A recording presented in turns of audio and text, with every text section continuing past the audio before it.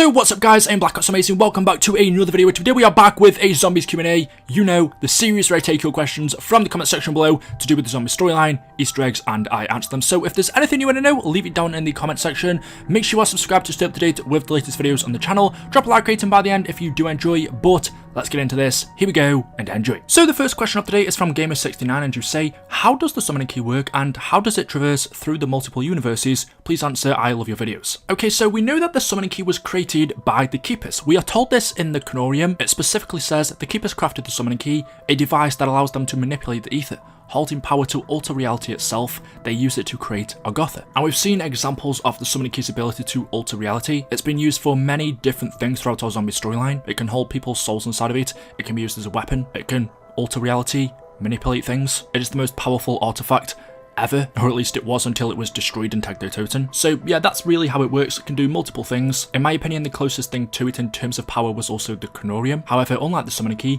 we don't know its origin, where it came from, who made it. It was a book, a complete chronicle that contained the entire history and future of all realities. It was this that kept our characters in a cycle. Reading the Canorium, since it told you your future, you could just read what your future is going to be. It will tell you what you need to do, and that would perpetuate the endless cycle. But yeah, that's all I can really give you for that one. It's a short answer, but that's all the information we have. The next question of the day says, can we be sure that Nikolai really died, because we never actually got to see it? And this is something I thought about to myself quite a few times. In the Toten ending, we see the death of all of our characters, Richtofen, Takeo, one version of Nikolai, being the Ultimus version, and right at the end of the cutscene there are only 3 characters left alive, Samantha, Eddie, and the premise version of Nikolai, and then we see Nikolai hand Samantha a gun, Samantha points it at his head, the screen then goes black, and we hear a gunshot.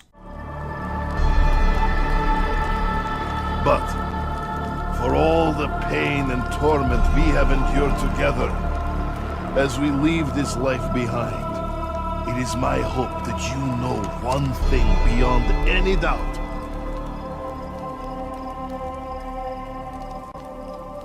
Look away, Eddie.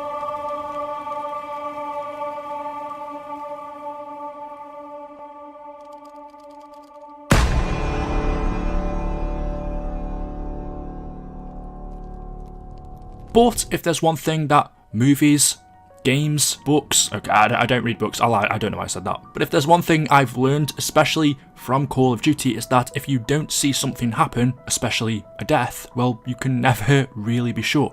There are many times in COD and other video games where we believe a character is dead, and then it turns out in the next game that they return. So what you're asking is, well, we never actually saw Nikolai die in the Toten ending, because the screen goes blank, we can't see anything, and we just hear a gunshot. We assume that he's killed, but what if he isn't? What if Nikolai grabbed the gun off Samantha and then shot back at her? I'm going a bit too far. But what if Samantha didn't shoot him? She's shot in the air, and then the next scene we just see Samantha and Eddie walk off into the Cold War universe. Maybe she let Nikolai live or didn't kill him. What if she did shoot Nikolai, but he managed to survive? I've seen plenty of people be shot and go on living. The point is, well, we didn't see Nikolai get killed. So is there a chance that he's still alive? Obviously it's something I can't answer. This is a question for Treyarch, but for me at least, it does leave the doors open for the return of Nikolai. If they ever, for whatever reason, wanted to bring him back, they could, and they could just say, well, look, he never actually died in Toten. You didn't see it happen. All you saw was a blank screen, the gunshot go off, and then the children walk into the Cold War universe. For all we know, after Samantha and Eddie went off, Nikolai then went to Cold War as well. I think it's probably unlikely. It seems like that's something that Treyarch want to move on from, but then again, we have Richtofen back in Cold War. Eddie is Richtofen. He was a child in Toten. He's now going to be grown up. So if Richtofen's still here, I mean, it's all well and good Treyarch saying they want to leave those characters behind, but we've got one of the 4 that leaves the door open for bringing the rest back. Well, Takeo is definitely dead. Richtofen was, but like I said, Eddie is another version of Richtofen, so he's technically still alive. We only know 100% that 2 out of our 4 characters are dead, and that's Takeo and Dempsey. The door is still left open for Nikolai, and Richtofen is Eddie. So there we go, and it is a video game, so I suppose if Treyarch really wanted to, I'm sure they could find some way to bring them all back. But for now at least, it seems like that's not something they want to explore. The next question says, if the original perks are made out of element 115, does that mean that the perks in this universe are still made out of 115? They still have the same jingle, so they're the same, right? Well, this is very interesting because, yes, we do have our old perks, Juggernog, Speed Cola. I was about to say Double Tap, we haven't seen that yet, but we have Mule Kick, Deadshot, and whilst the perk machines do look slightly different, we now use cans instead of bottles. We have a reason for this. This is explained in numerous pieces of intel we can find in Cold War. Just taking a look at one of them, a document from Zykov. He is a character trapped within the Dark Ether. He says this: Day 6157. Found a red beverage machine a few days ago, badly damaged, inner workings broken and exposed. Took it to my workshop, tried to fix it. I think I understand the design, but some parts are beyond repair. We'll have to scavenge from other such devices. Will lift my spirits greatly to master this mechanism. So the broken beverage machine he's talking about is of course Juggernog. At the end of Tag der Toten, everything was banished to the Dark Ether. This includes our perk machines. So all of the perk machines that we know, all of them were sent to the Dark Ether. And Zykov has found some of them, in this case Juggernog. However, the machine was broken, so he's fixed it up, which explains why our perk machines in Cold War look different to what we're used to. They now have a more steampunk vibe. That's because they are a combination of our old perk machines, which were all broken in the Dark Ether, and they've been fixed up by Zykov. He's found other pieces of scrap in the Dark Ether to rebuild the perk machines, which is why they look different, and also why we now use cans instead of bottles. But Zykov doesn't say that he changed the recipes or he designed the actual elixirs for himself. He only repaired the machines,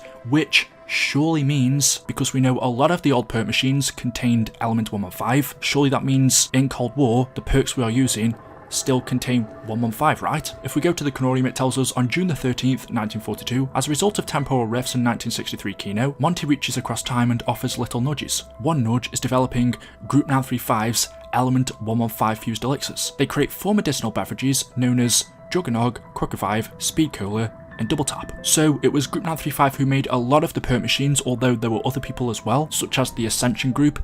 They made some of the perks. In this instance, in terms of Juggernog, Quick Revive, Speed Cola, and Double Tap, we are told they were created using 115. So if we now have those same perks in Cold War, the elixirs should be the same, because the only thing that's different about them is the design of the machine, but the beverage itself hasn't changed as far as we know, which surely means if we are still drinking them in Cold War, they still contain element 115. Now, we know at the end of Black Ops 4, Tag der Toten again, element 115 was banished to the Dark Ether. It should no longer exist in Cold War. It was 115 that used to turn people into zombies. We now have Ethereum or Exo Element 1. That's kind of what's replaced 115. But technically, if we are drinking perks and 115 is a part of the elixirs, then it still exists in Cold War? Yeah, it's an interesting one, and well, if 115 was banished to the Dark Ether in the 60s, we've heard no mention of it in our Cold War zombie storyline. There are many people that theorise 115 is Ethereum. It changed in the Dark Ether to this crystallized state. That's just the theory though, it hasn't been confirmed. The next question from Cena says, hey BOA,